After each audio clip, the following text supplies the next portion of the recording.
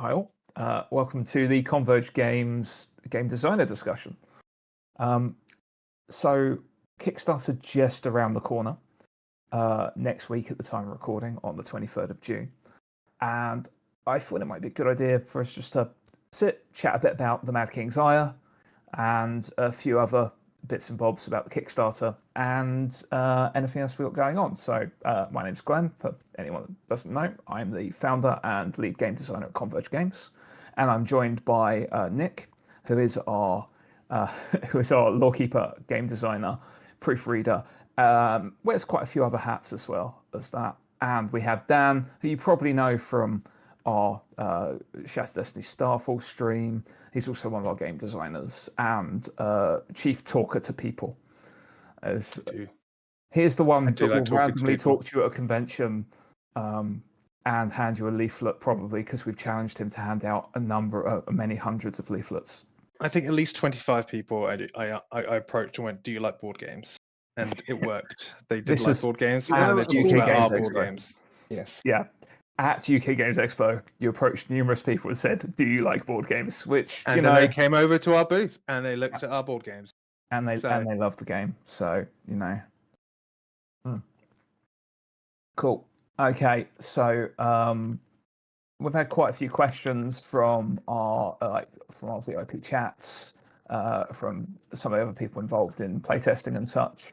I thought it's a good idea for us just to get together, chat about the game. The first one, this is all mostly going to relate to Mad King's Ire, and then we'll branch out and talk about some of our other projects. But I thought just chatting a little bit about how Mad King's Ire came to be. I've talked about that in quite a bit of detail elsewhere, but really like why a dungeon crawler and how it works for us and how the game sort of works and leads in, and how you all feel that works as well. So my idea there was I just always loved dungeon crawlers. I was a big fan of like Warhammer Quest and Hero Quest back in the day. And just felt when we were doing our design work on the Shattered Destinies TTRPG, there was a lot of mechanics to gameplay synergy that would work quite well for a board game. And so that's when I started hashing it out, and it all kind of just came together quite naturally. But all this started from the work we all started when we started many years ago now, starting the work on our TTRPG. A lot of those dice manipulation mechanics and everything else.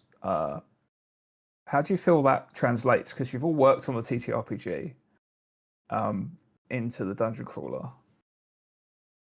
Quite well, actually. I agree. Quite well, I can see I wasn't involved in the original early stages of Mad King's Ire. You brought me on a bit later, but I was obviously involved in the TTRPG. And I immediately recognised quite a lot of the mechanics, and it felt very similar to what we planned when we were designing the TTRPG. I think, Dan, would you agree with me on that? Yeah, I think the thing that embodies the most, because when I was talking to people at the UK Games Expo and when kind of looking at myself, the thing that embodies the best is kind of taking out that element of luck when rolling dice when you want to, but taking something from it. So obviously in Shattered Destinies, you can use your momentum to increase dice values and stuff like that, and bringing that into the dungeon crawler means you're still at the whim of the dice, but you can spend resources and push yourself when you need to get the job done that you want. And that is going to have consequences later down the line because suddenly you don't have those resources. But that's why I love strategy games, but I don't love how luck can influence it so much. And this is a nice mitigating factor where at least if I have a load of bad rolls, I can go, well, if I didn't spend those resources earlier, and then it makes you think a little bit more about it. So those are the kind of things that I see translate the most.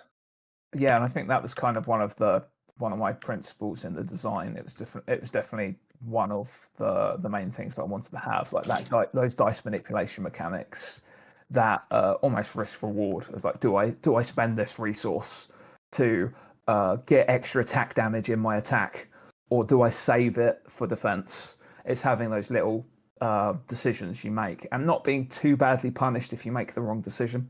For example, if you decide to save your resource for defense and you don't use that resource, you keep it for the next turn. It's having that kind of like, oh, well, actually, that's still a good thing. Whereas, but that's the luck element as well. You have to have enough randomization and luck for it to really make a difference. Oh yeah, otherwise it becomes a science. It becomes something to solve. Yeah, and that was actually, it's interesting you said that, because that was always my problem with some board games. If it's a puzzle that's easily solved, I will very, very quickly lose interest in it. Mm. And that could apply to any kind of board game that's very formulaic and doesn't have enough strategy and design. I'm just like, if there's certain games that if you just play optimally, you're just going to win.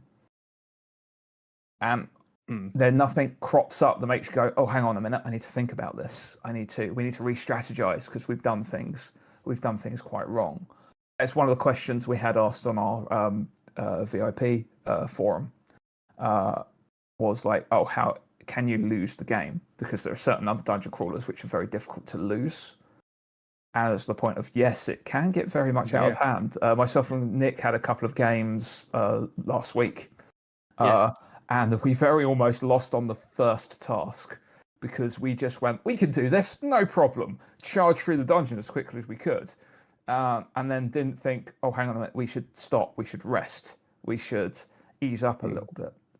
So it's that element of, if you play badly, you can still get yourself out of the situation, but it can start snowballing against you. Yeah, And and so I that'll be do a learning lot curve. of solo runs that I quite like enjoying, where I just on my own, kind of solitaire like, play on my own. And I think chapter 5, chapter 6 suddenly gets on the campaign mode. It suddenly gets a lot harder. And I've not broke past chapter 6 solo mode yet. Nice. It just maybe I haven't got the right combination of things. The luck comes in, or I haven't picked the right stuff, or I've just not been too defensive. I am quite defensive a lot in those games. So yeah, it's picking the right skills for what you're going to need and get about, especially solo.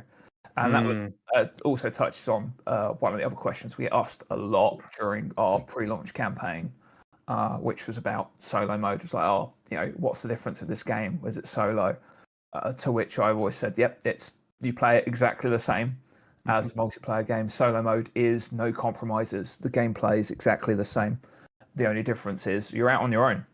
So if things start getting a bit awkward and a bit difficult, you've only got yourself to get yourself out of that situation. You can't suddenly go, Nick, help me here. I need some help, please. Which you can do in co-op mode. So there's a lot more picking the right skill in the right place, which I love. I'm a big fan of roguelites. And I like that when you level up, you get a choice of 3 skills. And it's like choose wisely situation. And there's also the rebalancing as well. Yeah. In the gauntlet mode, you have the escalations that slowly make things more and more difficult. Like one escalation generally doesn't hurt you too much, so the second round of a gauntlet is not too bad. But then suddenly you get the third, you get the fourth, and suddenly they're really piling in on you, and they can really. You can say that, but I'm gonna say on solo mode, I once got everything gets +2 HP on the first escalation. Everything was screwed by then. Yep. We've done 2 HP on that. everything. I remember myself and Nick and a few others played that, and we selected that escalation as the first one, going, we're blitzing through this. How hard can 2 extra HP be? And everything. We were like, we made the wrong decision. And we could say, after we wiped the next level, and we thought, we made the exact wrong decision. And it's nice because you had the choice, and that's the difficulty between, that's the difference between gauntlet mode, where you get a choice of 2 escalations each round, and campaign mode, where you just draw one and deal with it. Yeah, that's what but you get a lot more you carry over with your XP and your skills and such in campaign mode. But the thing you can do there is, because there are unlockable items, you can play in some of the other modes, unlock some of the more powerful items, and maybe you'll get them in your campaign run later on. So that will make the campaign then a little bit easier, which is accentuated more by the Treasures of the Mad King expansion, which is going to be on the Kickstarter. VIPs will get that for free. But there's a VIP upgrade on our Kickstarter, so anyone can get that. And it adds 50 additional items with unlockable ways to unlock them.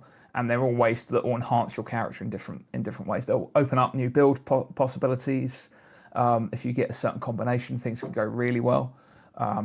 We had a game, we did a 6-player test last month, and we had two troubadours. We had the core Catalina, the core troubadour, and Castian, the expansion core troubadour. 2 players as those, and we just got a load of instruments drawn in our item deck, and they equipped them all, and we just had these 2 little, if you like, aura bots. We just had these 2 buffers that were sitting around buffing the rest of the party, and it made the game. And we were just like, wow, okay, we're doing really well here, and we could have taken that further and further and further because we had a great build. And it's really fun and satisfying when that happens. It's just in like when you got solo mode, it's a lot more of a challenge because you've really got to think about how your build works. Which I really like. I enjoy the puzzle of it, and I also enjoy the way that it translates solo play and co-op play is the same. I mean, part of the other thing I wanted to have was to feed my ADHD and have like quick simultaneous turn resolution. I mean, we already started to look at that when we started to work on the TTRPG, of being able to quickly resolve things in tandem with each other. And it's quite satisfying to play. I mean, that's part of the reason why at UK Games Expo, after spending the entire day demoing to people that were new to the game, we took the game to Open Gaming and ended up playing it amongst ourselves because we all knew the game, we all knew the resolutions, we could just all get on. And we were playing a 6-player game in an hour and a half, and we were. I think like it's really good, the simultaneous game action, both Shattered Destinies and Mad King's Eye. I'm the kind of person in a board game where I've already thought about, like, if we're all taking turns, the moment my turn's over, I know what my next turn is, and I'll adapt that plan as things go around. And is my plan always right? No, that's not but I can't stop thinking of what my next step is. So sometimes I can lose interest in a game when there's too many players or too many decisions. And this isn't a like slight against people who take a bit more time on their turns or anything like that. It's my brain just starts shutting off. But the fact that everything's faster paced, everyone gets to go together, but you're also communicating together to make all those things happen, means you're constantly engaged in the game, and that's a big part of it. It's that whole thing of like someone looks up and goes, does anyone need this help with? I've got my, like, I'm playing Catalina, so I've got the re-rolls from the fiddle. Does anyone need that? Anyone need some re-rolls? Just shout if you need it. I've got it once, and things like that. Just having little bits of communication, or someone goes, can I have some help because I'm getting mobbed over here? And people are like, oh yeah, we can move over. And it's really fun how that happens quite fast and furious. In a large number of player game, it's quite crazy, especially when everyone knows what they're doing. You just find you're working out what your next turn is, and people are just handing you XP because you're like, what have you done? It's just like, oh, we've just killed this guy and this guy and this guy, and the party leader tokens come around to you. Have some XP. It's like, okay, thanks. Which can sometimes change the tide of the game because you might get enough to level up just before you're ready to go and think, oh, hang on a minute, if I level up, maybe I've got some more options and that will help me out. Which that's happened several times actually, where a handy level up has saved us.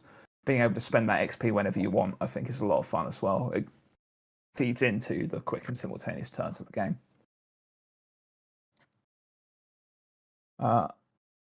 So we talked about the scaling challenge and how it can scale quite a lot. I mean, in the base game, you could effectively get 20 levels of challenge in. But when you add expansions in, that's going to increase a fair amount, as there'll be additional escalations and things with the Twisted Traps expansion as well. So there's quite a lot of game there. And I think that's one of the things that people have talked about. I wanted to have a game that had enough randomization to always be interesting, without being completely unable to determine what was going on, what was going to happen. I think we've managed that quite well. You could definitely predict when you go, Nick. Yeah, it's just one of those things. One of the problems with a lot of board games like this is when they get overcomplicated at the beginning. There is a lot of complexity in it, but you pretty much know what your character does within a few minutes. That's been the case whenever I've demoed it and whenever I've played it to new people. They'll go, okay, so this happens. Oh, but I can do this, I can do that. And it just kind of flows in a very straightforward way, I've always found, which again is a kind of a design principle that we kind of took over from our initial discussions for Shattered Destinies as well, where everything is more, there's complexity in there, but it's clear, which is one of the things that we really wanted to spend a bit of time working on, is making things as clear as possible to people. because there's nothing worse when you read your mechanics and you've got a level up and you've got an ability and you've got, okay, so I think I know what this does, but I don't know how it works or when I can activate it or why. And this, one of the things I quite like about it is that it's very clear. It's very straightforward in that way. Yeah, because a lot of it is you just follow the instructions and you'll work out how that works mechanically and narratively as well. It will make sense narratively if you just follow the mechanics, which is also, you know, our blending, so that everything you do kind of makes sense in the narrative. It's quite nice. You can put a story behind every action you do in the dungeon, which I always enjoy. I always enjoy doing those little bits of narration for people, especially if it's their first time playing. And you can say like, oh, you know, I've got enemies engaged with me, but I've charged. It's like, yeah, what you've done is you've put your shield up, and you've charged them through the room into the next room. And it's just like quite a nice little scenario. And it's all these little narrative stories that the game tells. Every single ability will feed into that in some way, shape, or form, which is really fun. Yeah, calm down. But I also think that with the straightforward nature of it is, yes, we got a game that has a lot of randomness in it because it has dice rolls, random cards, random tiles, random items that will pop out of random monsters and all that kind of stuff. But you know what's going to happen. And I think that's another one is like there are fixed things that will happen, and that lets you very much make very tactical decisions in a world of randomness. So you know the eye is going to go up, which once the eye gets a 6, something's going to happen. But you know you could have a turn off if no one explores a room. But if no one explores a room, then you're not completing your objective. But you know you can control up to a point what's going on until it happens, and that's where the chaos. And that's very much in that kind of ethos of a TTRPG, which we got into the game quite well, which is like before you get into the fight, you can kind of control and play around this narrative space as much as you need to. Now you're in the fight, you've lost that kind of agency, and you've got to just deal with what's going on now because you're in the fight. And I think that's something the TTRPGs do a lot because we have a big shift, and I think we did that in Shattered Destinies where the scenes change, and I can see that happen in Mad King's Ire, where suddenly you're just exploring, having a fun time, and then monsters come out the walls, and you deal with them. You're like, okay, one turn off, quickly go searching, monsters come in, you know, and then you're midway through killing monsters, and then the eye gets a 6, it all gets all messed up. Yeah, there's that element of tactics as well, of you being able to go like, oh, we've got 2 rounds before I hit 6. We've only got 1 monster left. What do we do here? Do we kill it quickly and rest, even though that will raise iron threat quicker, or do we push on? How close are we to finishing? And like having those little tactical choices is always fun. And Nick touched on the way the game builds slowly as well, which is another thing I want to do, because I've got so many board games and I am sick of the games that they're like great, but they take so long to set up. And that was always my thing. And we had that queried a lot during our pre-launch phase as well. People going, "Is it really a 2-minute setup?" And I sat there and timed it yesterday. And I did it. I know what I'm doing. I did it in 1.5 minutes. So it's just like you slap down your Aya board, you put your Aya token on, you choose a hero, you put your tokens on the hero board, you get your starting items, set the dungeon entrance out, put your character on the dungeon entrance, draw a task, job done. Obviously, your first time playing it, you're not going to be doing it in 2 minutes. No, but once you know what you're doing, it's easily 2 minutes, especially, and if everyone knows what they're doing, everyone can set up their pieces in that same time frame. You'll spend more time choosing which character you want to play than setting up the actual game. No, I won't, because I know I'm going to play Tax because he's the best character. What about Kier though in the expansion? Oh, Kier is a good character. They're both mine. Yeah. No. Yeah, I'll play them both. Not that you're biased at all. As these are your Kier would characters kill Tax 100%. Tax is a dead man. But also then the way the complexity builds, the dungeon builds as you play, and you level up and you gain more complexity slowly. But also the fact that you actually kind of feel a bit like a hero to start with. I think we had the same. We have the same kind of feeling with the Shattered Destinies TTRPG, where it's like you're not just a scrub, you're not just a complete nobody. You have abilities. You can do things. You have power. You do feel powerful. You can set up chains and combos that allow you to feel really, really cool just from the start. You know, if you're playing Aurora and you explode your attack dice 6 times, which is something I always seem to be able to do with Aurora for some reason. It just feels amazing. I always remember that time at CGC, the Canterbury Convention, where we were demoing for a few of our friends, and one of them rolled a 6 10 times. Like the 6, every time you roll a 6 with Aurora when attacking, you roll an additional dice, and he did the same dice like 10 times. The whole it's like on an elite foe that had like 20 odd HP, and everyone, the whole table and me, just all went crazy. It's just like that feeling is so much fun. Having those real highs really makes the game for me. And like I always like going, oh, I've done a really cool combo here. Putting something together, those, oh, if we do this and this and this, we can give you so many extra dice, and then you can proc those extra dice with all your extra abilities, which has happened a few times where we've been during UK Games Expo when we were demoing it. They were getting, I had one group, they got a particular set of skills that they could all combo together, and they all did it to combo onto Coda with his dagger stab, which is the one hit he can do with exploding dice, and something that's death marked. They're just like, oh, so I'm rolling 10 dice every 6 I re-roll, and I'm hitting on 4. So it's just like, yes, because we've comboed this in a very particular way. And then everything you miss, you can have Catalina use the fiddle to re-roll everything you missed, and have them go, oh my god, this is so cool. And I was just like, and how many of those re-rolls are 6s and also explode? You know, it's so much fun when you drive that combo. When you get decisions when you level up, you go, oh, I could do this, or I could do that, or I could do this. Because that was, again, part of the design philosophy with the level ups, is that you should look at them, and it should always be a hard choice because they're all good. Some of them might not work for your current build, and you'll be like, oh, this is good, but doesn't work. The ones that are less impactful, we've, in testing, since our prototype, we've reduced like the XP upgrade cost, so you can master it quicker and get those more impactful upgrades quicker.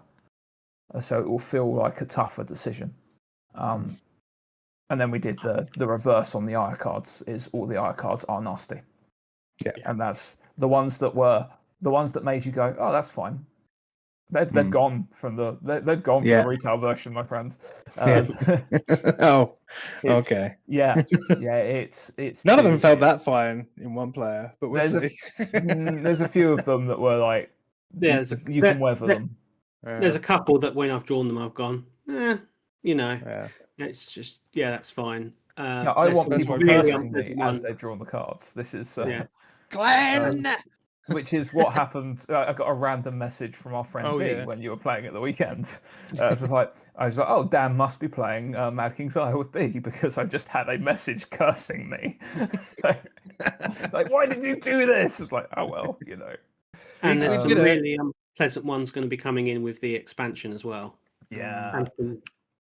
So I think our design philosophy there with the expansions was some of the more complex things we've added in. Like some of the tasks with the way they can work could be a bit complex to work out because there's a lot of mechanical interactions to make the narrative work. But we've tried to take those out of the core game and put those into the expansions. So then you've got the more complicated things later on. And that includes things like traps and translocate, things that jump you around the dungeon or things that hurt you in very specific ways. And also some positive things as well. Well, that was, I think we can, we'll talk more about the expansions when we go on to the Kickstarter, I think. I want to save that chat in for that in the next section because I've got a bit to chat about the trap mechanic because it's quite fun and what it allowed us to do. So I think like that's like the outset of the core design philosophy of the game. Another question is like I had of like the art style is like what made you pick the art style, and quite frankly, I found an artist I loved, and I love that kind of cartoonish dark fantasy. I just adore that style of art, and so it just spoke to me. I went out.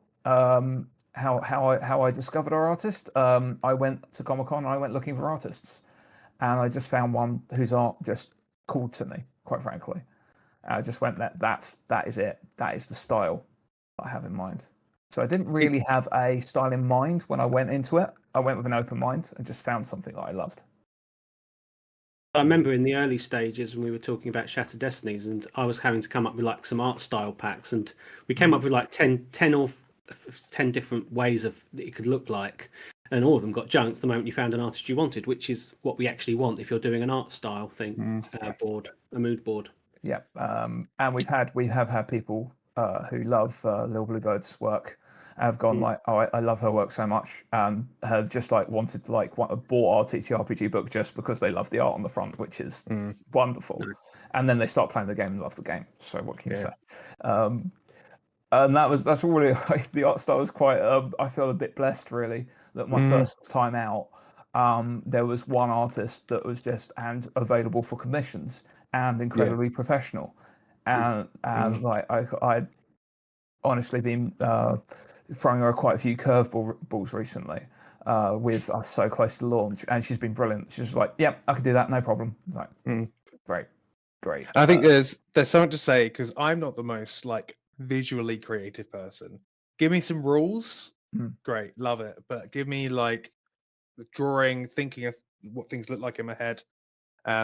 Struggle a little bit. So when I was trying to give her some information about tax, like she took it so much further that she actually, because I know you remember when Yumi talked about it, and you was like, oh, this gets that really serious combat side of tax out quite well, even though he's such an anxious character. And that made me go, oh, he does do that. So she, from my description, found out something that I hadn't figured out about my character. Yeah. And that's really good, like character art design. I think that's one thing I really love about the art style is because we've like drawn from old home games, which is where Shattered Destiny spawned from originally anyway. And we've gone to lots of different people for their character ideas.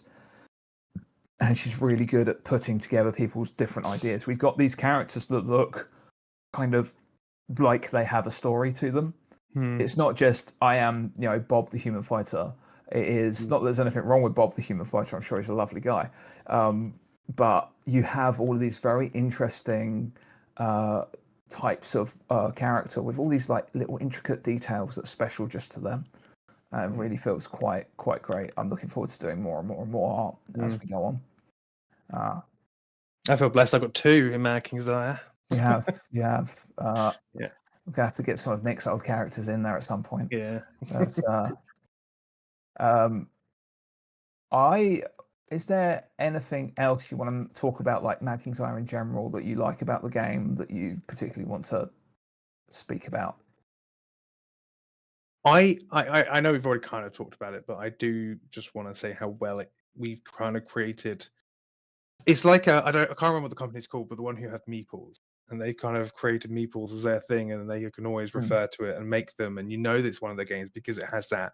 And we're early stages. We can't say we're at that level at all, but we've started creating those own little things from us, and it really is embedded in and created out from Mad King's Ire. Because even some of the other games that you started developing and things like that, you can see that kind of design ethos, the wording, the phrasing, things like that are all coming together. And I think that does come down to really good game philosophy and building. Because then one game to the next, you can pick it up quite quickly. Like when I've only played Clash of Kinsaw once, and I picked up a lot of it because I knew what a lot of the words already meant. And I think it shows that I am learning one big game in Mad King's Ire, but actually I'm not. I'm learning all of the other games and all the intricacies in the other games because I know that wording. Yeah, I think it's keeping that kind of standard design mechanic philosophy and terminology. Like Momentum will always do similar things. It's going to be a resource that you generate and use to either manipulate dice or do other things. That's usually what it's going to be for. And then we have Fret, and Fret is always the bad thing that generates from the other side. Having those like terms I think is really helpful, and having a similar like most will be. I don't think we'll really shy away from a D6 dice pool system because I really enjoyed the system and there's a lot you can do with it. I thought I'd talk a little bit. If there's anything that Nick, I'm gonna put Nick on the spot now. Anything you want to add about Mad King's Ire, things you like? Just really talking about.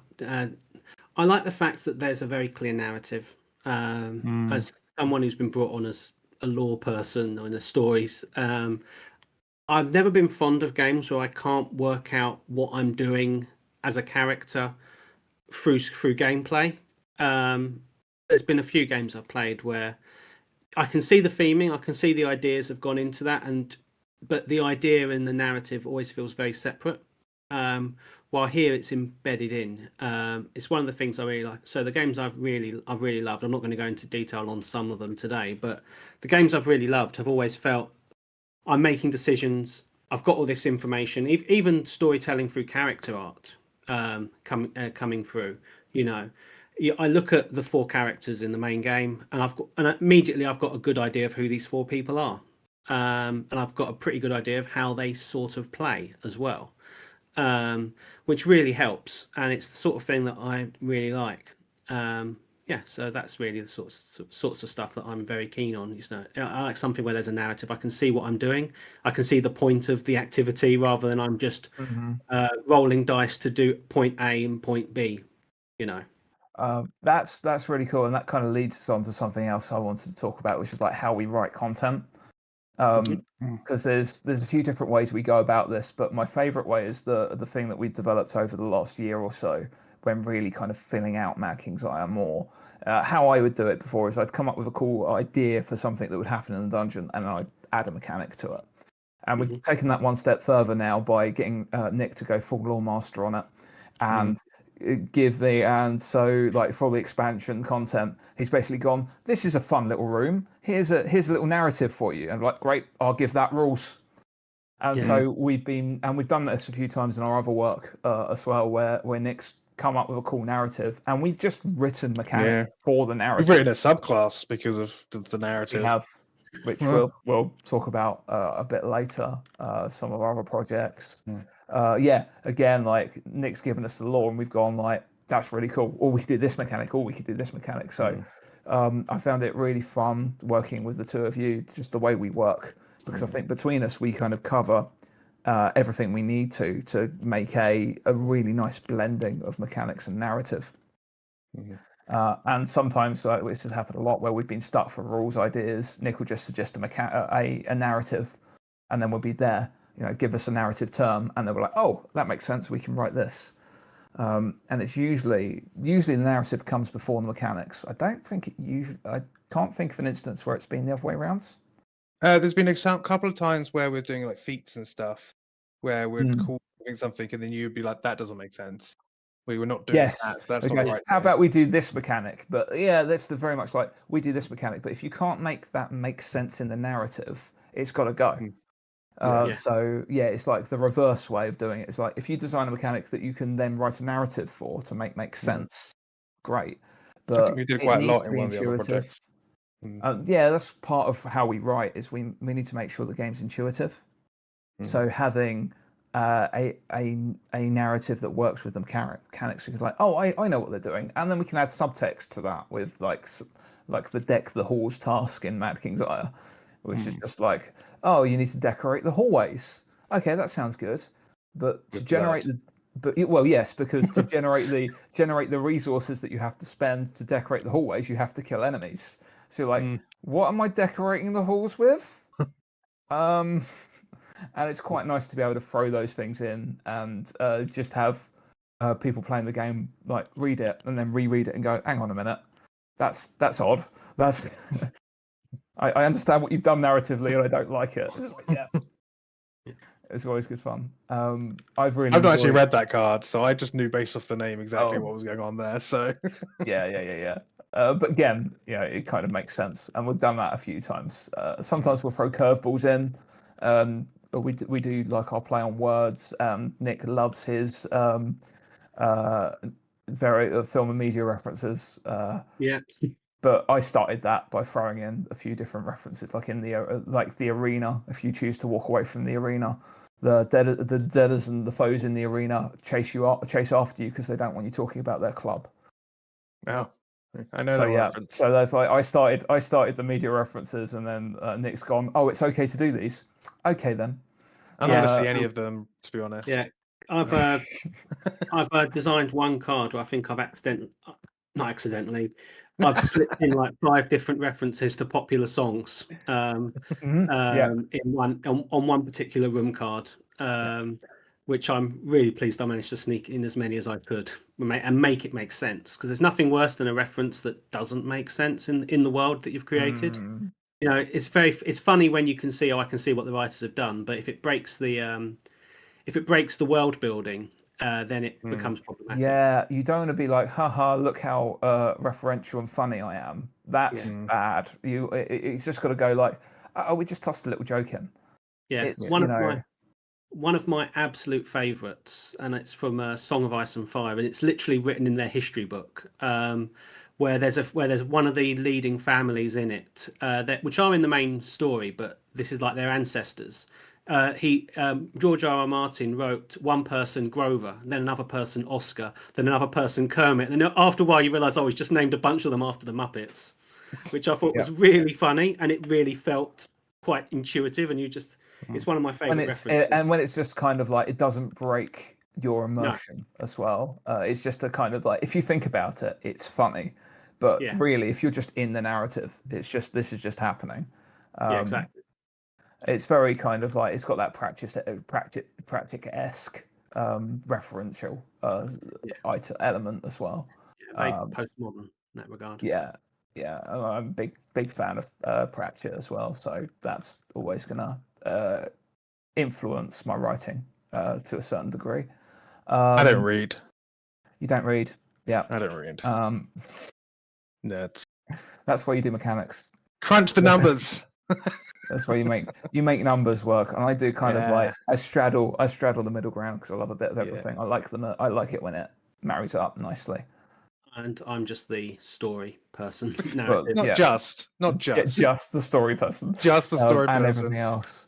But like the way we've got that, I think we've got a really we've got a strong triangle, which, as we know, is the strongest shape in Magic. It is the strongest shape in Magic. Thanks, Rob. Which is an inside joke, which I'm now spreading everywhere. 100%. Yeah, it is. But yeah, we've got that kind of the narrative, the mechanics, and the blending thereof, and it's just a hell of a lot of fun to write.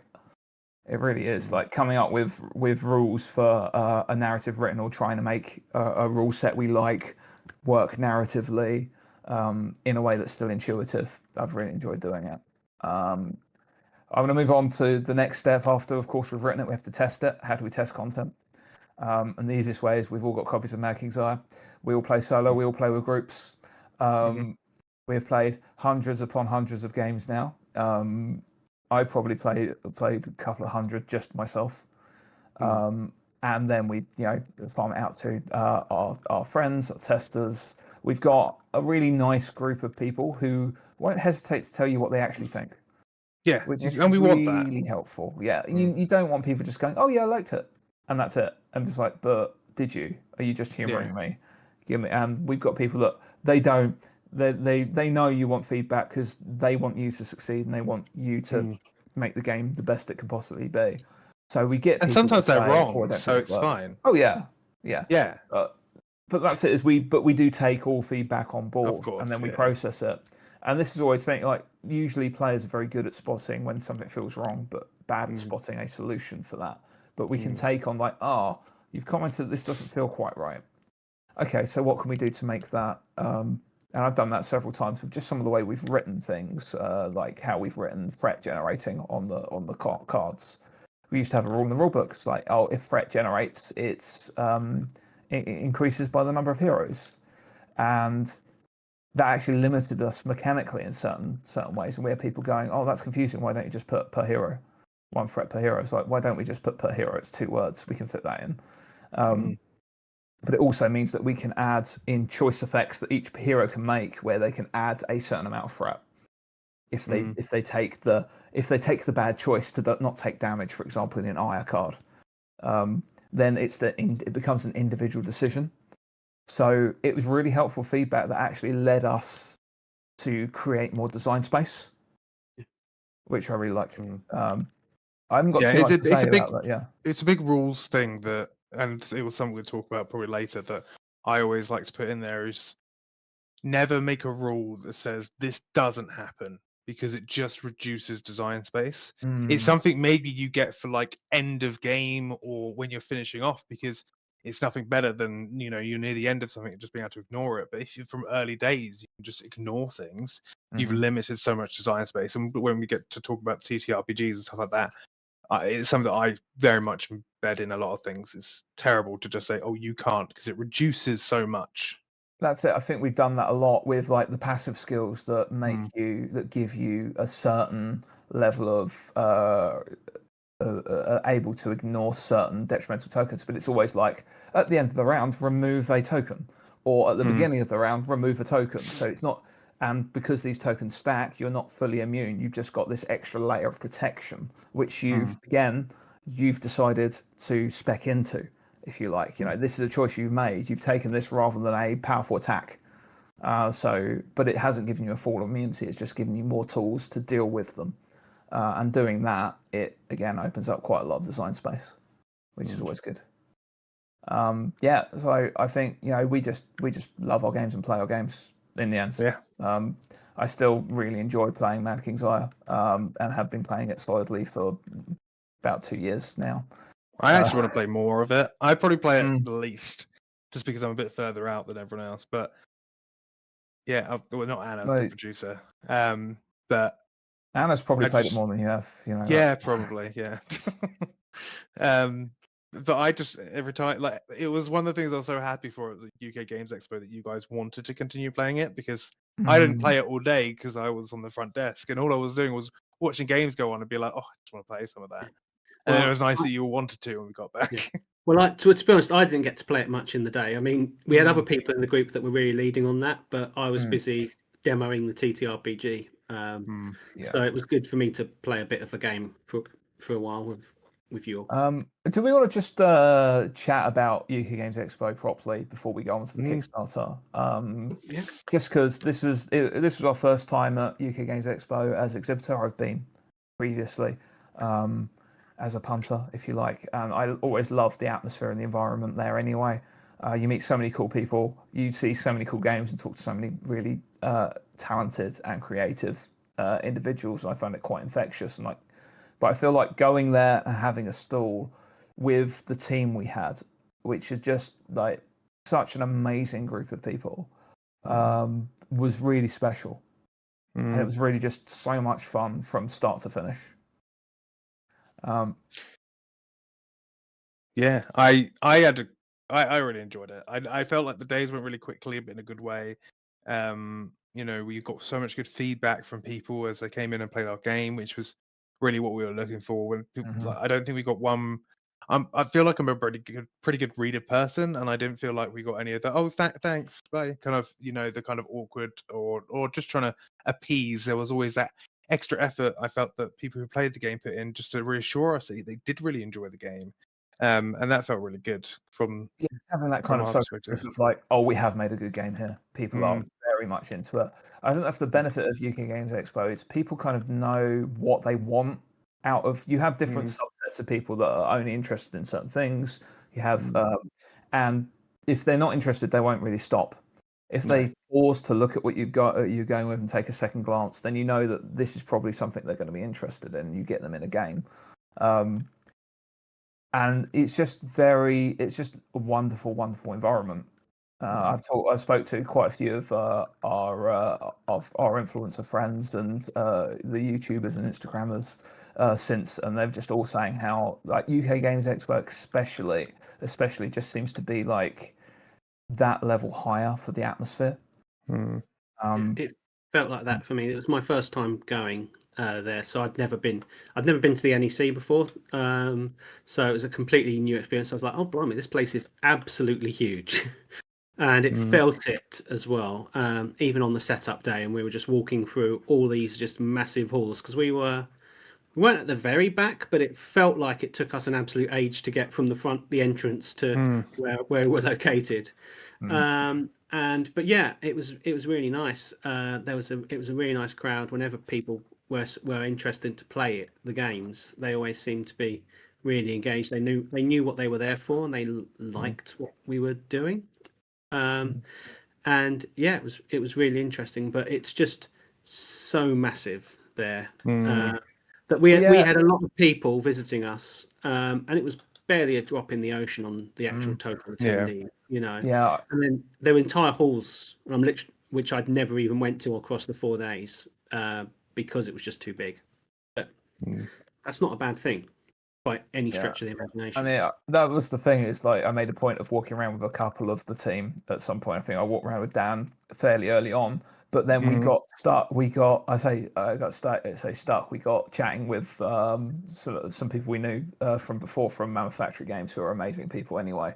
And we were chatting with them for like 20 minutes, and then we were like called back to the desk because it was time to do more demos and things. We were just Wait, the desk was still in sight.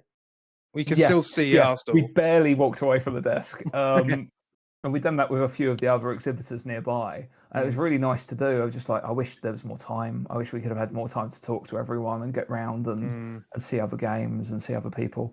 But yeah, it was. I mean, we know it was a successful event. It was a good event because I left it waiting for the next convention to go to. Yeah, always a good time. Yeah, we'll be at CGC in Canterbury next. That's going to be our next convention. And then we probably won't be at anything until next year. But we'll probably do Tabletop Gaming Live in Doncaster and then UK Games Expo. We may do Paradise as well, but it is the week after Tabletop Gaming Live. So that might be a tough one. But we'll see. We'll see how we're doing there. Hopefully by then we'll have Mad King's Ire available for retail. But we'll see. We'll see how the Kickstarter goes. Yeah. So all I can say is thank you, UK Games Expo. Amazing experience. Thank you. Oh yeah, 100%. It's an incredible place. Yeah, it really is. Yeah. Everyone that came by and spent time playing our games or chatting with us. It was an absolute joy. It was an absolute joy to chat to each and every one of you. So we'll definitely be around. We'll definitely be there next year.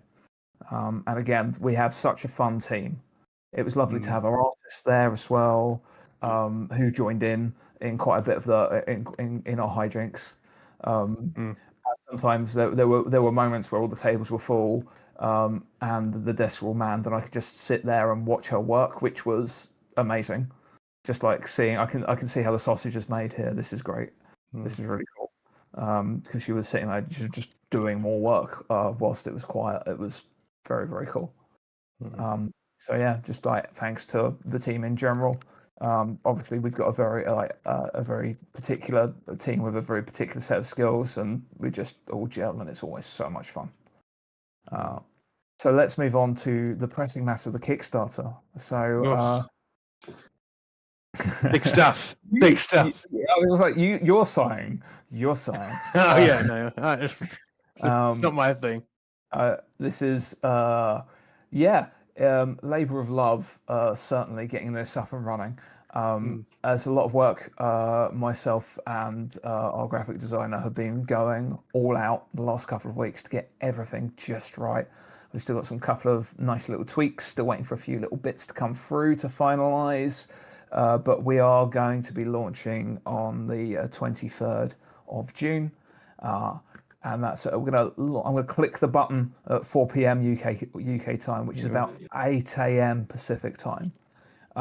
So just really gets the whole kind of width. Like most people are up around that time. So that's the time to back, help us out, help us hit those, help us get funded and hit those stretch goals, because we've got some really nice added extras with our stretch goals to plan. Can you still VIP for it? You can still VIP for it. Thanks, Dan. That's right. Right up until, even actually whilst the Kickstarter is going, you'll still be able to email us and ask to get on the VIP. You put down and we'll send you a link to get put your pound down. So if you put down £1, you will get the Treasures of the Mad King expansion added to your pledge when it hits the pledge manager stage. You don't need to add it as an add-on. It will be there as a separate add-on for anyone that misses the pre-launch. But anyone that's on the mailing list before the Kickstarter launches, they can choose to upgrade to the VIP for £1, and it gives you 50 items that are unlockable. along with some special path achievements to unlock some of them. The other ways to unlock them are listed in the rulebook. So if you get to level 5 in Gauntlet mode, you'll unlock a new item which will be added to the item deck.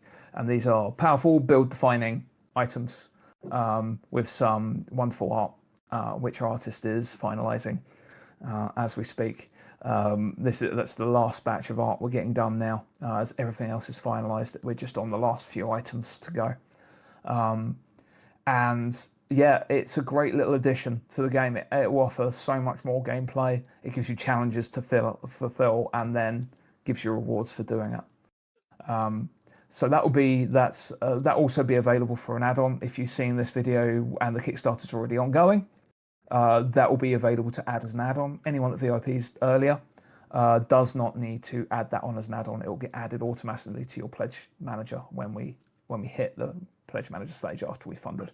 All you need to do is back any physical tier, our core tier, our hero tier, or our royal tier, and you will get the Treasure of the Mad King expansion added for free for £1. And it's very much, for all the content you get, very much worth that price. So yeah, we have our core tier, which will contain the base game, which will be £56 plus VAT and shipping. And if there's any other taxes that are applicable, so be it. There's only one tax. There's already a tax already in the game. Yeah. You get that tax. Yeah. As everyone knows the spelling. I don't know. I still don't know why you chose that as a name, but you know. I can explain it, but I don't think it's. No, I think you were just being difficult. No, I have a reason. Okay. If anyone wants to know the reason that Tax Gwimble is named Tax and Gwimble, be a Kickstarter goal. You'll have to. Then you just ask it in the Kickstarter, and I'll make Dan respond during the campaign. There's the hero tier, which will contain. This is our gameplay level expansion, so it will contain our 3 mainline expansions, our Heroes of the Realm expansion, which brings the game up to 8 players. The base game is 1 to 4, and this will allow you to play 5, 6, 7, or 8 because it adds 4 new heroes. That's 1 hero of each of our core paths, which have different, very, very different play styles, which is all good fun. Something else to learn and master. And they've also get some additional items into the item deck. They get their starting items. There's a number of skills that get added into each of the path decks as well. So even if you're not playing one of the new characters, there are new skills that are more lent towards their particular play style, but can still be used by the other paths as well for more options. There's a whole slew of additional content added in with that one. I could pull up the manifest, and if I can find it, it's here somewhere. 1 moment, please. There you go. Oh, it's small. You can do Make it. it big. I believe in you. I'm making it big. Producer. Thanks, Dan. That's right. It's the basic items, the items, new hero boards, new hero standees, and it's a total of 24 additional skill cards, which is originally. Hey, that's a great level of additional content. So 6 new skills for each path. So total of 24. I haven't got through all the skills for the paths already. I know. It take a lot for you to even see them all. You need to level up 10 times in the game, and even then, you don't get them. That's if you don't multi-class and. Yeah. Because there is full multi-classing, which I don't think we talked about before anyway. So, because I always like to build a character without limits, so there might be an additional cost involved, but you should always have that ability. It's like I can build how I want. That's always been my thing. I'm one of these people. As soon as I find the walls in the game, I'm not as interested. So having lots of options that come slowly, that appeals to me. Getting off track because I'm easily distracted. They also have our Dangerous Dungeons expansion, which we spoke about briefly. This will contain more of a complicated rooms, tasks, and ire cards. Ones that we think were probably a little bit, if you drew it first thing out of the core game, it might take you a moment. So it's one of those, like, it's a little bit more complicated. The mechanics are probably a little bit more involved with a lot of them. Some of them are just like fun ideas that we didn't have room for in the core game. But they add another level of complexity and randomization. There's going to be like 12 room cards, 10 eye cards, 5 task cards in the base pack, and that adds a hell of a lot of additional random encounters. These are all unique as well. Each card is different, so it will add in quite a lot of additional content for you to master. And the Twisted Traps expansion, which we began talking about recently earlier.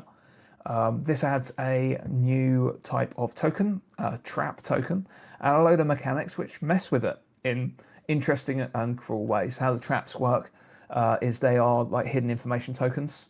So if you step on a room containing a trap, you flip the trap, and on the reverse it will say what it does to you. You might take unblockable damage, it might raise threat, it might summon a creature, it might do something else. Are they sometimes good? Are they sometimes nice? No, there's no healing trap? Nice. No healing trap. However, there are monsters. There are new foes that utilize traps in fun and interesting ways. There are new room cards, eye cards, task cards that all utilize the traps in different ways. But also there is a small selection of skills. There are 16 skills, 4 skills from each class, which do things to the trap cards and allow you to play and manipulate them, turn them into an advantage, turn them into, like you say, healing trap. Like there's one, I think it's the Juggernaut definitely picks one up and throws it at someone, right? Actually, yes. Yeah. This is a card. There is a throw. There is a throw. You can use the throw skill in 2 different ways. You can pick up a trap and throw it, and it damages, or you can pick up a foe and throw them, and if they hit any traps. So yeah. Foe throw. Foe throw. Yes, which I thought was quite fun. The Glyph Weaver gets ability that like pulls them all into one room, and then they explode. Nice. So they do like really cool, fun things. The Troubadour can make them dance. Can dance them into different rooms and to do different things with them. Basically, like musically animating them, make them do fun things. Yeah, there's loads of really fun little skills. The assassin can lay traps, use them to their advantage, sabotage traps so they explode, and when a foe lands on them, things like that. Loads of little extra mechanics that you can play with, which makes things a lot more interesting. I should also mention that the game does have a competitive mode as well. Mad King's Ire does have a competitive mode. So if you add the traps function into competitive mode and start throwing, you see where I'm going with this. Yeah. Like you can have some real fun throwing traps at each other, and triggering various different effects. We're still finalising the testing of the traps to make them as nasty as possible without being too harsh. There's a bit of work there, but we've got a little bit of time to keep play testing, which I'm going to enjoy doing. And you get a number of items as well which play with the traps. There's some interesting task cards which also utilise trap cards. So everything in that box plays with the new trap token, and that's where we talked about having like space for gameplay design. Like we've left the general idea quite open, and we've added one type of token, and we've suddenly got so much content to add. There's that bodes well for future, which we'll talk about after. I think that's a big thing about Dungeon Crawler is it's a big investment, and it's a game people put a lot of time into. Because it's not a game you just play once and you win. It's one of those games you play once and you want to play again, but you don't have time that evening because you work 9 till 5 and it takes a bit of time to play. But so the more you add on, it's like more you can do with it. More people want to play it, and there's more replayability. Very much worth if you enjoy the game, if you want more, bang for your buck, it's definitely going to add many more hours of playtime. And that's excluding like the minimum of what if you're playing campaign mode, you probably that'd be a minimum 16. If you really do well, 16 hours. Yeah, if you do it, if you don't die, if you run through it quickly, efficiently, and don't die, it's 16 hours. But it's more like you're going to spend time. There's going to be some will die. Some of those tasks will be more difficult as well and take you longer. So I reckon it's probably like close to 32 hours, and that's just on the base game. And then you add the traps mechanic, and suddenly you've got a whole new wrinkle to add in. to the game. We might do some later stretch goals with some other bits and bobs, but we'll see how we do with our mainline stretch goals. And then there is the Royal tier. The Royal tier is your bells and whistles tier. There will be standees, foe and character standees, upgrades, upgraded tokens, upgraded dice. We've got our artist has done something really cool. I don't think I've told you either of you this. So I've asked our artist to take our main characters and boil them down into 2 distinct colors. Okay. So they have, so their dice packs are based on their character colors. Oh, that's I cool. see. And Nice. they look really cool. They look Mm. really, really cool. Yeah, so you get a dice pack for each path, a massive standee pack, and a massive token pack with upgraded tokens.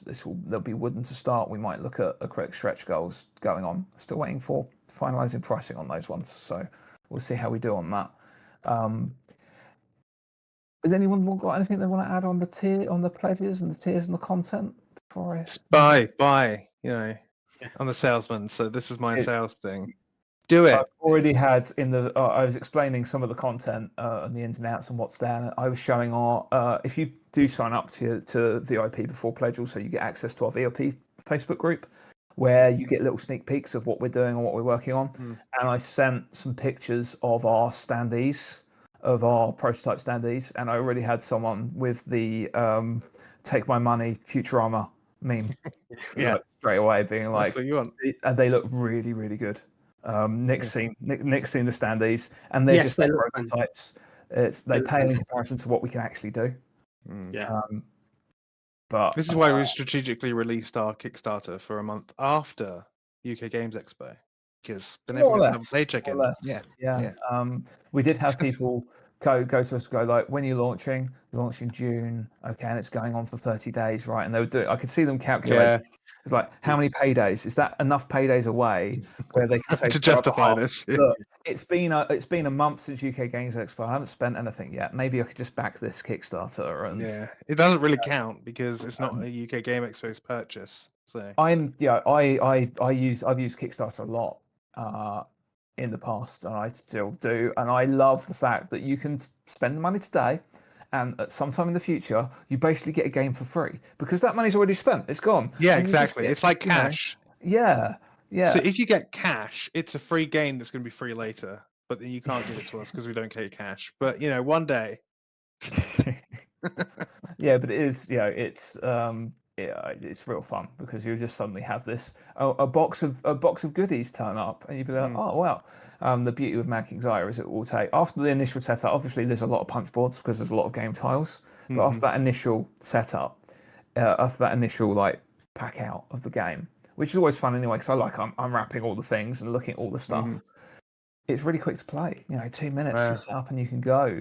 You'd be able to run. It shouldn't take you too long to pick up the rules. I've done a video, a solo run through with gameplay explanations, and the rule book is also going to be featuring on our Kickstarter page as well, so you can look at that in advance.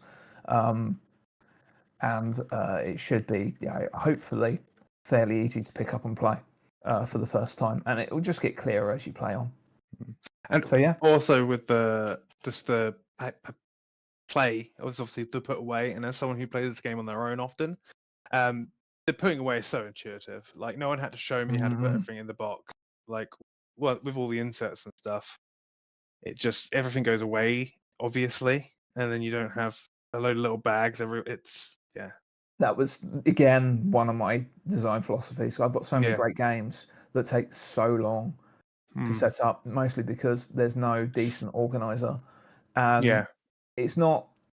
We'll talk about stretch goals later. Like the cardboard, we're starting with a cardboard organizer that will do.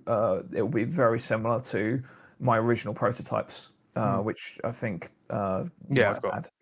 And it does the job. It does the job. The paper ones do the job just fine. Yeah, it's exactly. Everything you can still play out the box. We'll have a version of that in the base game because the organizer is somewhat of an expense, which is why we come to stretch goals. Which leads us quite nicely on to stretch goals. You're welcome. So we do have a few a few tiers. Our first like set of stretch goals will be a little bit of extra content, which is more or less us going, thanks very much for backing. Here's some extra content. We'll be bolstering the number of cards in the Twisted Traps and the Dungeon and Dangerous Dungeons expansion as our first kind of tiers of stretch goals. That's really because it's to pay for the game. It's there's a lot of content for that game. We've got it as cheap as we possibly could. So really, you hit those stretch goals, you get that extra content, and then we get into like the style and quality of life upgrades. So the first major stretch goal after we get past our additional content tiers is a custom dice setup. So there'll be a custom dice mold. All of our dice will have the 6 with a special icon depending on what it's for. The basic defense and attack dice will have an attack symbol and a defense symbol as their 6, which is fine. But that will also then allow us to, for the path-based dice, have some little icons. For example, the Troubadour, your attack dice will be a fiddle and your defense dice will be little musical notes. So when you do the dice roll, you'll have a fiddle with all these musical notes flashing around. So it's really just like nice, fun, additional. We're also going to add a stretch goal for additional unblockable damage dice. So we have an unblockable damage system for certain magical and other effects, and there'll be like a special dice set that you can roll for that. So that's cool. Because there's no defense with that, because it's unblockable, you don't usually roll defense dice for it. So having its own dice that you can just pick up and roll seems quite intuitive to me. So we'll add that in as a stretch goal again, because it's bells and whistles. And then we're looking at the game organizer will be upgrading. There'll be a few different tiers to stretch goal because we've got some really interesting designs for the game organizer that are very expensive to make. But if we hit quantities, then we'll be able to afford to add that in. What the stretch goals are really paying for is for us just to add more stuff. You get more bang for your buck, we get more bang for our buck. We'll be able to stretch our budget a lot more the more backers we get. So the game organizer will upgrade to first we'll be upgrading to like a vacuum formed tray, which will do everything it needs to do, and then we've got some quite involved like a faux leather design almost at the top end with like magnetized lids and things. That'll be quite a high stretch goal. So I've got a feeling, I'm still waiting for the manufacturer to confirm pricing. I've got a feeling that'll be pretty expensive for us to make. I don't think so I think that'll be pretty high. And then the other one, there will be a lot of other little bells and whistles, small upgrades. But the only one I really want to highlight is our triple layered character boards, which again are pretty expensive to make, but are really cool because you'll be able to slot in your skill cards into your character, and they'll just stay there. I've made some prototypes, and they've gone down really well because the skills just slot in. They feel really fun to use. When you level up your skills, you can just move it up the slot, and it all stays in place. As there's a problem with the baseboard, is if you knock it too much, it's going to move around. You might forget where exactly it was because the card is sitting under the board. But with enough backers, with enough pledges, we'll be able to upgrade that and give everyone a nice bit of quality of life.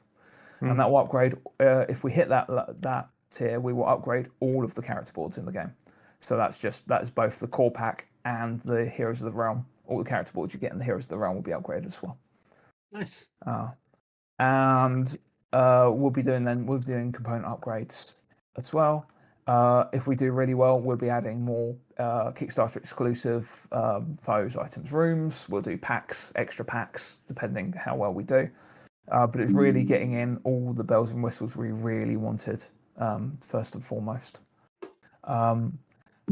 And then the other thing that we have,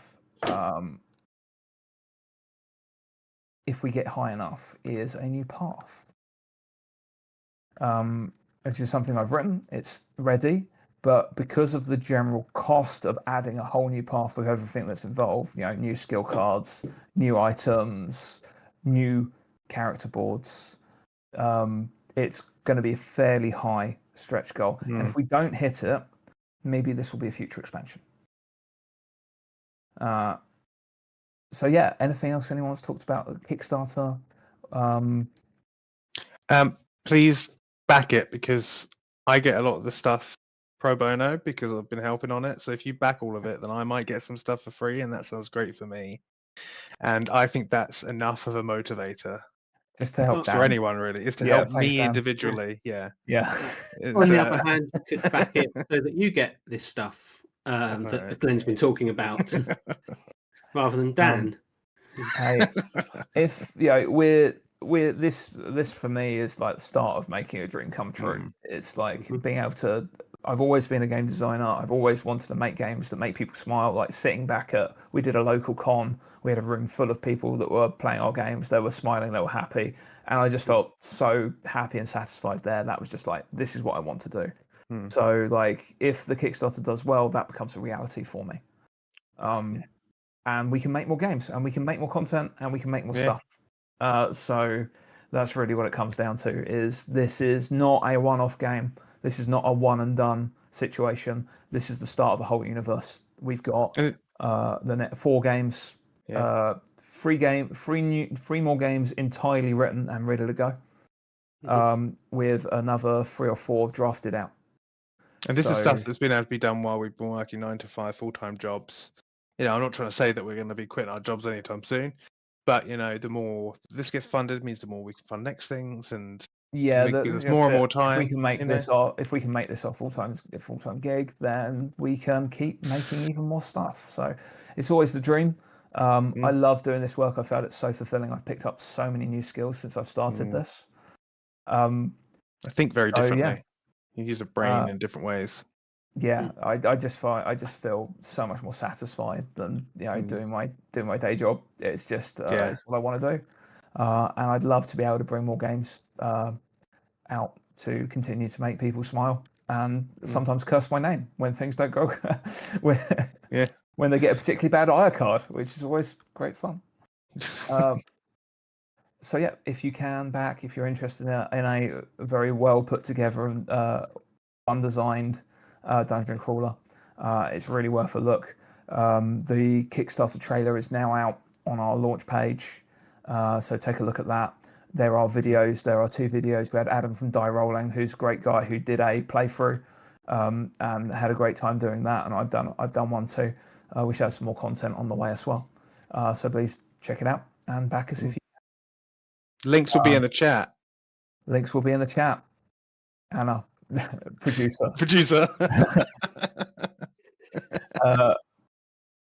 Now she's cursing us. Yes. So I thought I would talk. I'll move away from the Kickstarter just to finish up now. I'd like to talk just about our future, like what's next if we fund. Aside from all the work we'll be doing, like most of the Mad King's Ire is written, it's finalised. There's probably a little bit of playtesting and tweaking to do. There'll be a little bit of art to finalise, and we'll be making it as pretty as possible. Depending where we go on stretch goals, there might be a little bit more work involved, but our timelines will be on the Kickstarter page, and we're quite confident that we're going to be able to hit those no matter what.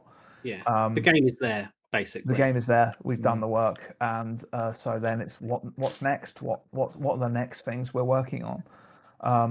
So the main one, which we began, we showed a few demos to people out at UK Games Expo, and we've been testing here, there, and everywhere. Is our next game, which is called the Archmage's Favor, which is a competitive card game. Nick is. We're gonna have to share the joke now because I almost stepped and said Archmage for some reason. Yeah, Dan, I was trying to hold it in, but Dan clearly found that funny. I've had a real bugbear over Glenn and Dan and a lot of other people calling it the Archmage's Favor, because it's not the Archmage's Favor, it's the Archmage's Favor. Who's the boss of Canterbury Cathedral? It's the Archbishop, not the Archbishop. But I know it sounds finicky, and I know there's obviously dialects and languages, etc., but we are Kent-based, and Archbishop, Archmage. Archmage's Favour. Yeah, Archmage's Favour. We were saying this throughout UK Games Expo because it would make Nick twitch uncontrollably. We were being very mean to Nick. Nick's put himself as a rock and a hard place because if this Kickstarter doesn't go off and the game never goes out, whatever, and this video never gets seen by people, then that's bad. But if it does, the internet's going to do what the internet does. No, you're going to do what you do, which is find the needle and just jam it into me at the opportunity. Oh, now I feel like a bad guy now. You are, but you know. Glenn started it. So let's talk about the Archmage's Favour. So this is it's a competitive card game. I like to call it Uno with wizards because it's very fast, very simple. But again, it's one of those things where it's got a simple premise and it's quite quick to play, but it's a game you can build on.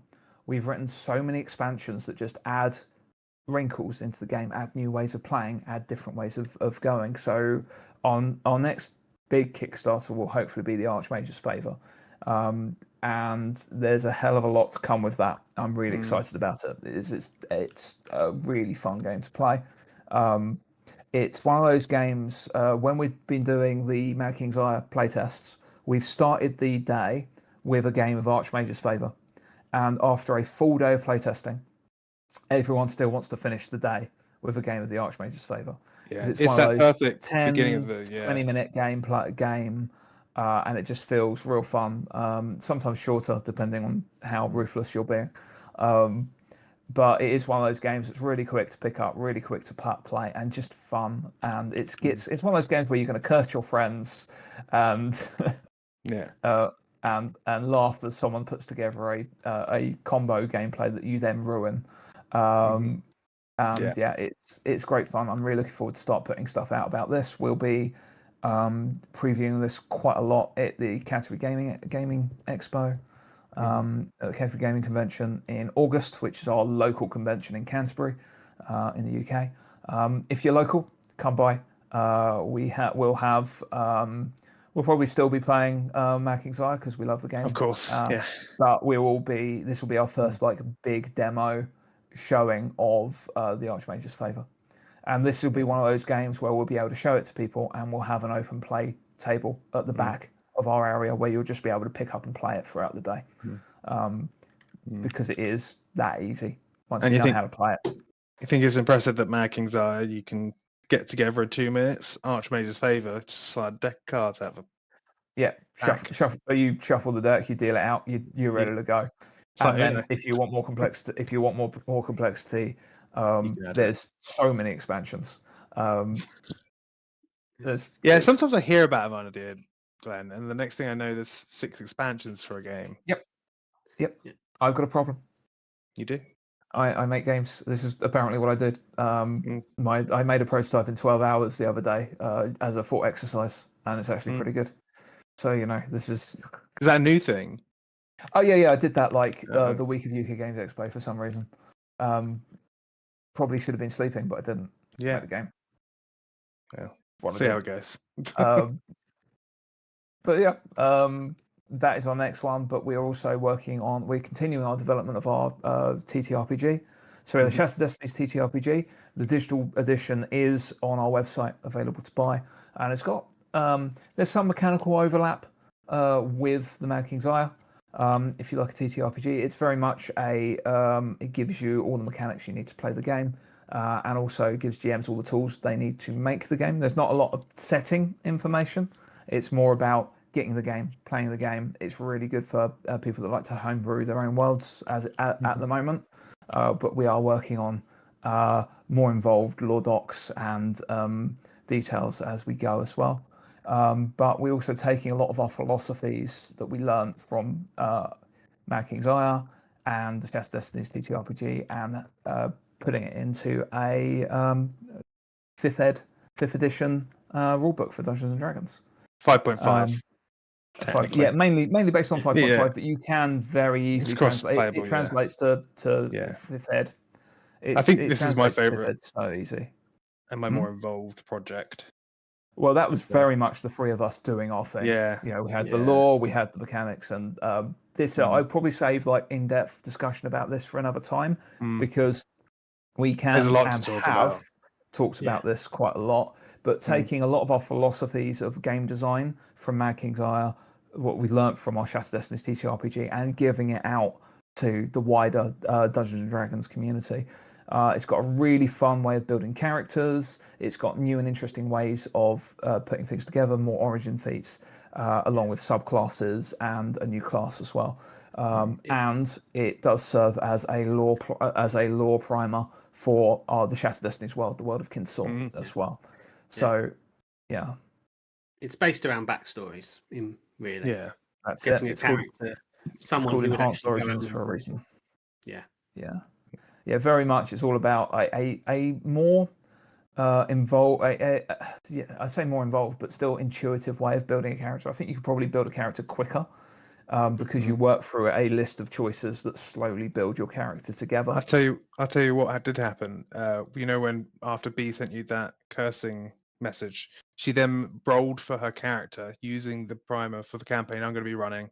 And she really enjoyed it, and it really helped her develop a new backstory. So for a unique character she wouldn't have played before. Yeah, well, that's I think that's what it's about. It gives you options to choose if you want to, if you've got an idea of what character you want. But if you're really not sure about something, give it a roll. I love rolling for backstory. It's really fun. Yeah, so I worked it out.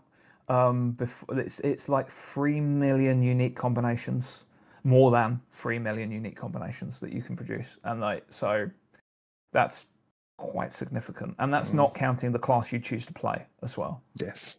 So, and we're adding a new class, so that's millions upon millions of unique characters that you'd be able to produce using this book. So we're on to testing with that one now as well, so hopefully it won't be too long before we start working on that. But because it's going to be a lore book, there's going to be a lot of art involved, and so that will take time, because good art, that takes time. But again, if the Kickstarter for Mad King's Ire goes well, we'll be able to put more resources into our art assets, and we'll be able to improve our art bank a lot faster than we would have done again. So if you're interested in any of these things. And at the moment, our focus is on the Mad King's Ire. Absolutely, yeah. Mad King's Ire is our main focus, certainly, but we are continuing work on these other things in the background as well, because you have to follow the muse. If something says to me that I've got an idea for Archmage's Favour that needs to be dealt with, I will do it, because whilst you've got the idea, it needs to go in. Once it's on paper, once it's there, you can develop it later. And I found that I can't. And that's why I found that the more we've been doing this, the more it gets lodged in my brain, and I need to write it down. So I go for a period of I won't write anything on one of the docs for a while, and then suddenly I'll be like, oh, okay, that's been in my head, and I've not been able to focus, and now I need to spend an evening just splurging information onto a Google Doc. Yep. Yeah, we have. We live in Google Docs. It's insane. Some of these documents are insane. I think the Enhanced Origins one, just the rules portion, is 150 pages. That's good 150 pages. And then the lore doc, which will also be in the Enhanced Origins book, is another 150 pages. So when you add in art, this is going to be a 300 odd page book. It's going to be. I'm really looking forward to it. And then we have so many other projects for future. There is. We talked briefly about Clash of Kinsaw, which is another fully realized game. The game is done. It's tested. It's been played. It's still It's not even a year old yet. It's coming up for a year old. This was a thought. Again, it started as a thought exercise and then became a whole thing. But it's been tested. It's been iterated on. And this is a game where you play the villains, the antagonists of the world of Kinsaw, of our Shattered Destinies world, and you're trying to plot and scheme against each other to enact your master plan and change the world forever, which is a really fun card and dice game. Lots of tactical decisions to make, lots of interesting ways to play as well, because each of the antagonists plays completely differently, and again, lots of room for expansion. I recently played through the cooperative version fully, because there is a co-op version, because I love a co-op version, because it's very easy to test a game when it's got a co-op version. And that plays real fun, because you're like acting together as antagonists. You're having a temporary alliance to deal with the heroes, and you're having to deal with enact your schemes whilst also dealing with the heroes. And then there's a mode where it's called Chaos in Kinsaw, where you're enact your master plan, but also you're dealing with heroes and also dealing with each other. It's one of those that very specifically wrote in the rulebook: do not play this game until you're happy with both other versions. Yeah. And that's just one of the games we've got going. There's so many others. If Mad King's Ire funds, there will be a follow-up to Mad King's Ire. It will be a standalone sequel, but which I've half drafted out. It probably won't take me that long to put together because the bones are there anyway. But the idea being that you can take your paths from Mad King's Ire and use them in the new game, and vice versa. So the base mechanics will be the same, but everything else will be different. Which I think is real fun. I always like that in a game. Go like, oh wait, so I can take this thing I really enjoyed out of this game and use it in this game. I'm in. So yeah, plenty more for the future. So I will stop rambling on, and I'll leave it to both Nick and Dan. Any final thoughts? Anything else you want to mention?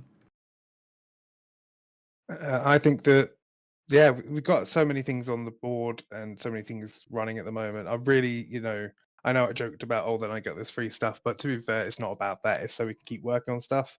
It's fun after work sometimes. I've had a long day and we get to do 2-3 hours of rules writing, but I'd love to be able to do the old school where we meet up for a day and really get things sorted out, because that's the real fun of it. And that's what I, really enjoy, is when we all sit around and really push and get some good work done.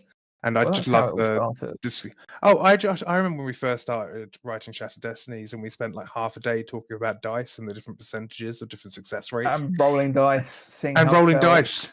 Yeah.